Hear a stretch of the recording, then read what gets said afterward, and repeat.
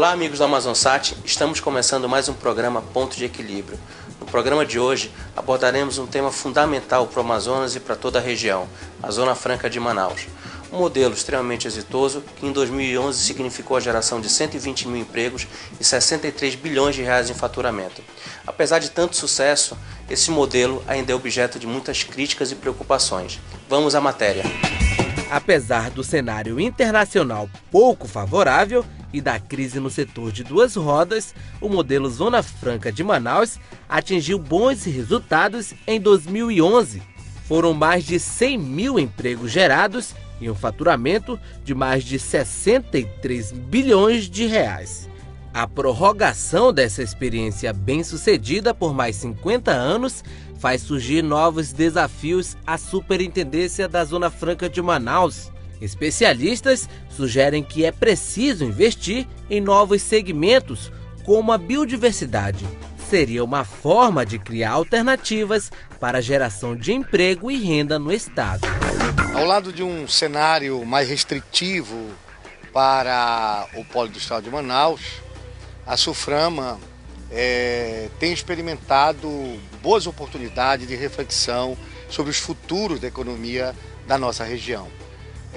Temos acompanhado uma série de iniciativas em que a SUFRAMA procura inserir na sua agenda de atividades produtivas segmentos novos, diferentes, como por exemplo a economia do gás. E nós verificamos também que os gestores atuais da SUFRAMA caminham com esse propósito. Parece que nesse momento a SUFRAMA está estabelecendo estudos para ter uma política industrial muito própria para cá, para a região, aonde essas demandas de inserção dos recursos naturais regionais, da sua biodiversidade, passem a ser de fato consideradas como segmentos produtivos capazes de gerar riqueza econômica para a região e, obviamente, para o seu povo e também, certamente, com sustentabilidade ambiental. Há 7 meses no comando da Superintendência da Zona Franca de Manaus, Tomás Nogueira é o nosso convidado de hoje no Ponto de Equilíbrio. Tomás, seja muito bem-vindo. Tomás, que é formado em Direito pela Universidade Federal do Amazonas, é auditor fiscal de carreira do governo do estado do Amazonas. Bem, Tomás, a palavra é sua.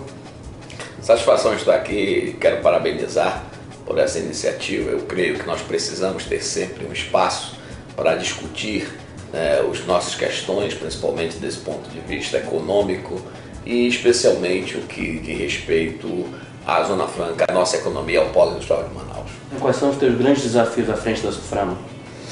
Eu diria que são os desafios da sociedade amazonense, porque nós temos 45 anos de Zona Franca, nós podemos fazer hoje um balanço sobre esses 45 anos e eu creio que esse balanço é extremamente positivo. Nós temos feito uma análise sobre o ponto de vista econômico, sobre o ponto de vista social e sobre o ponto de vista ambiental. O que nós éramos antes da Zona Franca de Manaus, nós tínhamos aqui uma única universidade federal com pouquíssimos cursos. Hoje nós temos 19 centros universitários, nós não tínhamos nenhuma pós-graduação de nenhuma espécie. Hoje nós temos mais de 73 cursos de doutorado e mestrado, então são qualificações disso. Nós tínhamos aqui um mínimo de escolas públicas, hoje nós temos mais de 600 escolas públicas. Ou seja, sobre qualquer aspecto que você pegue, você vê que houve uma evolução. Se nós pegarmos a partir de 2003 do ponto de vista econômico, em 2003 nós tivemos um faturamento de 10 bilhões de dólares no Polo Industrial de Manaus. No ano que fechou, em 2011, nós fomos para 41 bilhões de dólares.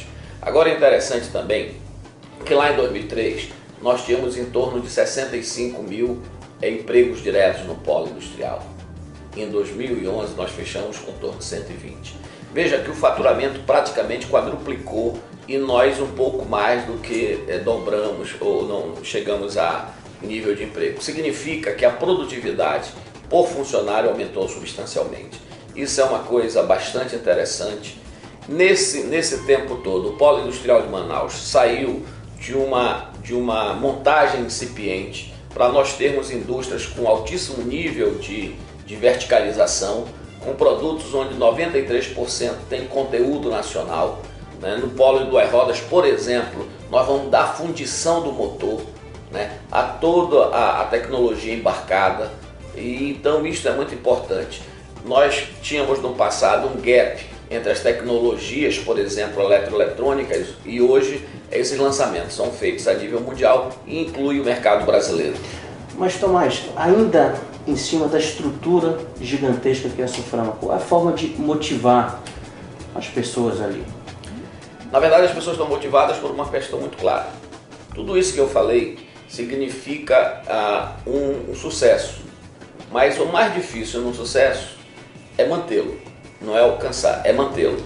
Você está herdando um período de 9 anos de pujança, foram, como você próprio mencionou, anos de crescimento, ano a ano, e agora nós temos uma desaceleração da economia da China, temos uma crise mundial na Europa e nos Estados Unidos. Isso de alguma forma vai refletir na nossa produtividade, no faturamento, enfim, mas qual é a sua percepção? A minha visão é que nós temos uma questão conjuntural muito importante, que é essa crise mundial, mas se nós olharmos com cautela, isto não se trata de uma crise brasileira. Óbvio que nós não estamos infensos a ela, nós participamos disso. Mas os fundamentos macroeconômicos do Brasil estão sólidos. Nós não temos, como tivemos no passado, uma incapacidade de honrar nossos pagamentos. Nós não temos uma crise cambial. Não é isso. O que há, essa retração, é uma certa preocupação do consumidor e do investidor em continuar, investindo ou consumindo, com o temor do que vai acontecer no mundo. É muito complicado você acordar todo dia e ouvir no jornal, na televisão, que a Espanha está com 22% de desemprego. Então você sente um certo temor. O que vai acontecer na realidade? O grande esforço que o governo federal tem feito é no sentido de nós não importarmos a crise. Se nós continuarmos consumindo, se nós continuarmos investindo, nós vamos ter uma forma de superar essa crise de forma mais rápida.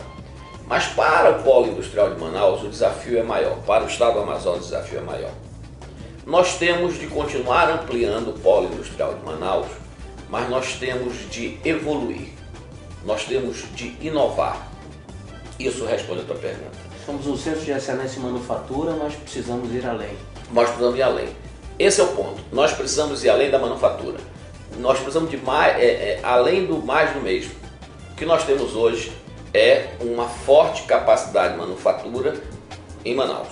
Mas nós precisamos ter um domínio de todo o processo tecnológico e também do desenvolvimento dos produtos. Isso é fato, tá certo? Então nós já temos em Manaus produtos que são com alto conteúdo local. Eu queria, antes de adentrarmos nesse tema, te perguntar, saber um pouco dos reflexos que a prorrogação da Zona Franca de Manaus, do modelo Zona Franca de Manaus, prometida pela presidenta Dilma, já transformada num projeto de lei, essa extensão por mais de 50 anos, o que ela representa para o investidor em termos de segurança jurídica? Marcelo, me permita dizer que todas essas coisas estão muito imbricadas, tá certo? Para o investidor que está em Manaus, ele tem um horizonte de segurança jurídica muito maior. Para o Estado brasileiro, para a Suframa, ela tem um outro desafio. O que é que coloca de conteúdo nesses 50 anos? O que é que aquilo que nós falamos? Então nós precisamos pensar essa questão. Os próximos 50 anos trazem a questão do P&D que a gente pode discutir. No próximo bloco nós vamos conhecer um pouco da visão do superintendente da Zona Franca de Manaus sobre a Manaus nos próximos 20 anos.